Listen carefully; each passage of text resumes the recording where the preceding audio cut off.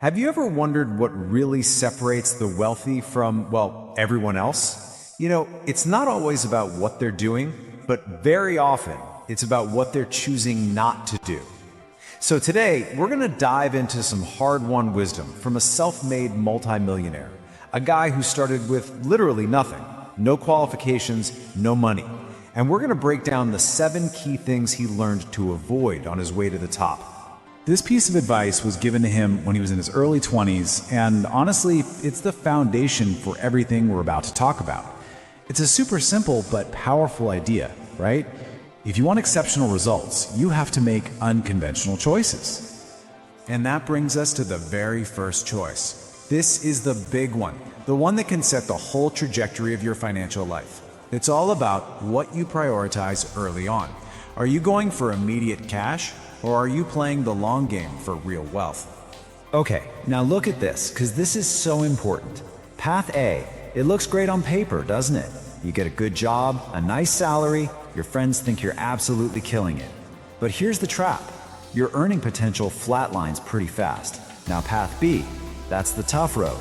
It's lower pay, probably a lot more struggle, but you're investing in yourself, in things that actually grow over time. And that focus on skills, that makes your earning potential go through the roof later on. So if you're not just chasing the next paycheck, what should you be focused on building? Well, according to pretty much every self-made millionaire out there, it boils down to 2 key pillars that create real, lasting value. The first pillar is skills.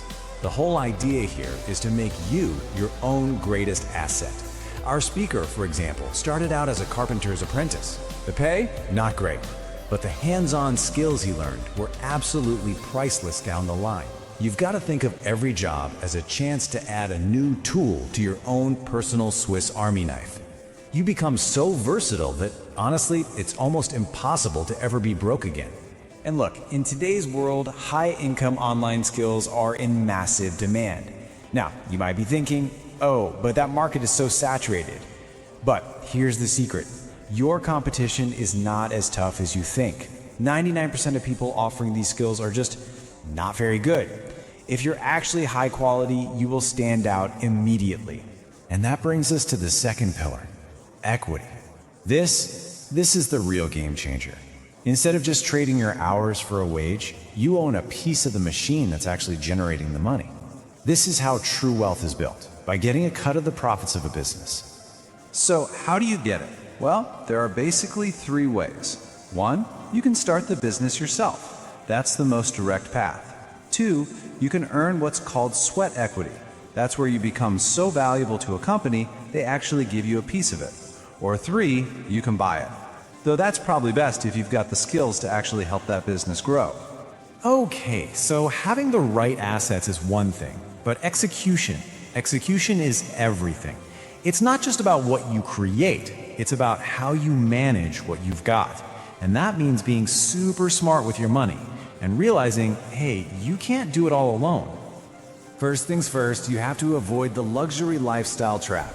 You see it plastered all over social media. The flashy cars, the fancy dinners in Dubai. But here's the secret. Most of it is a total lie, and it's all financed by debt. It is so much easier to look rich on Instagram than it is to actually be rich. And the reality for most people is a world away from that illusion. Get this, a staggering 37% of Americans cannot afford an unexpected expense of over $400. That's the truth behind all that flexing you see online. So the key is to choose your purchases wisely. When you're starting out, you just can't live like a king and build wealth at the same time. It doesn't work. So instead of buying things that lose value, the depreciating items, you've got to invest in assets that grow in value and can one day pay for everything you actually want. The second piece of execution is realizing that no one, and I mean no one, gets there alone. Think about Elon Musk. He didn't build everything by himself. He was part of what's called the PayPal Mafia, a group of founders who, after they sold PayPal, went on to start or fund massive companies like YouTube, LinkedIn, and SpaceX, all while helping each other out along the way. All right, we've talked about what to build and how to execute. But honestly, none of that matters if your internal game isn't on point. This next part is all about winning those battles inside your own head. First, you have to stop taking in so many inputs. Everyone and their brother has an opinion on what you should be doing, and all that leads to is cognitive overload, and you just freeze. You do nothing. The solution? Start with your goal, your destination, and work backward. Only listen to advice from people who can actually help you get there, and just filter out all the rest of the noise. Next up, you have to avoid being driven by your ego. Arrogance is like a silent wealth killer because it convinces you that you already know it all. This image right here perfectly shows why that's so dangerous. What you think you know is just the tiny tip of the iceberg. The vast majority of knowledge is below the surface, and your ego is the one thing that will prevent you from ever discovering it. And that brings us to the sixth thing to avoid: passing the blame. This ancient proverb it nails it. It perfectly sets up the final mindset shift that you absolutely have to make. And this is a brilliant way to think about it. Every single day you can pick up the magnifying glass. That's when you hyper-focus on other people and you make excuses. Oh, the system is rigged, my boss hates me, or you can pick up the mirror. The mirror forces you to look at yourself, at your own actions, and focus only on what you can control. The mirror creates action. The mirror moves you forward. And that brings us to our final point.